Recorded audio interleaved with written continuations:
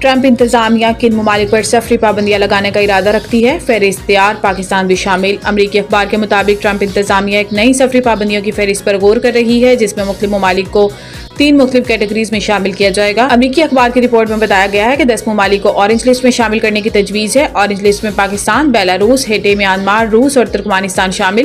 Orange list میں شامل ممالک کے فہرستوں کے امیگرنٹ اور سیاحتی ویزے محدود کیے جائیں گے۔ اس لسٹ میں شامل ممالک کے کاروباری مسافروں کو کچھ شرائط کے ساتھ امریکہ میں داخلے کی اجازت دی جا سکتی ہے۔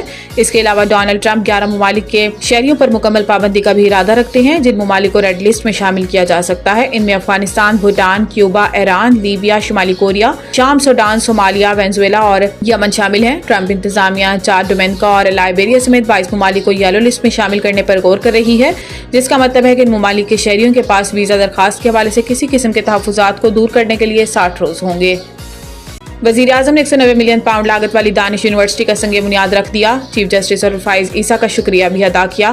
اسلام آباد میں دانش یونیورسٹی کے سنگ بنیاد کی تقریب سے خطاب کرتے ہوئے وزیر اعظم شہباز شریف کا کہنا تھا کہ 190 ملین پاؤنڈ کی رقم قومی خزانے میں منتقل کرنے پر چیف جسٹس یحییٰ آفریدی اور سابق چیف جسٹس قاضی فائز عیسیٰ کا شکر گزار ہوں۔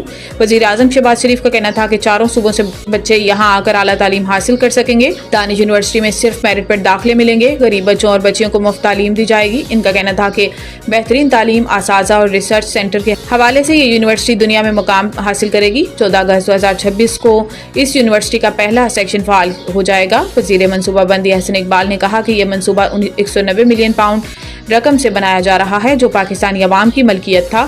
پچھلی حکومت نے بدقسمتی سے اس رقم کو عوام سے چھین لیا۔ جسٹس قاضی فائز عیسیٰ اور چیف جسٹس یحییٰ آفریدی کے شکر گزار ہیں کہ عوام کو ان کی امانت لوٹائی۔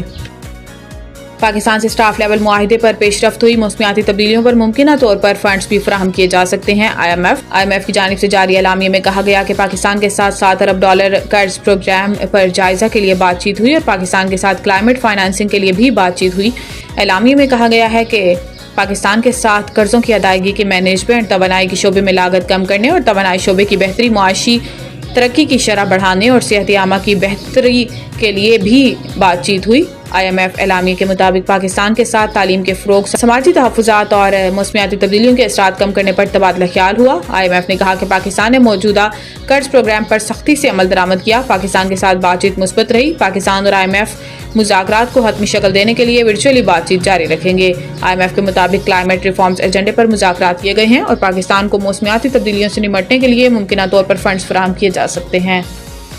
پی ٹی آئی رہنما میں سوشل میڈیا کے غلط استعمال سے پریشان، معاملہ عمران خان کے سامنے رکھنے کا فیصلہ۔ پارٹی ذرائع کا انکشاف ہے کہ حال ہی میں کے پی ہاؤس اسلام آباد میں ہونے والی سیاسی کمیٹی کے اجلاس میں اس معاملے پر تبادلہ خیال کیا گیا اور پارٹی کے آفیشیل سوشل میڈیا اکاؤنٹ سے جارحانہ اور بے ضابطہ مواد پھیلائے جانے پر تشویش کا اظہار کیا گیا۔ ساتھ ہی اس بات پر اتفاق کیا گیا کہ جیل میں عمران خان سے پارٹی کے سینئر رہنما ملاقات کریں گے تاکہ انہیں سوشل میڈیا پلیٹ فارم، جس میں ان سے براہ راست تعلق رکھنے والے اکاؤنٹس بھی شامل ہیں، کا غلط استعمال روکنے کے لیے نگرانی کا طریقہ کار نافذ کرنے پر آمادہ کیا جا سکے۔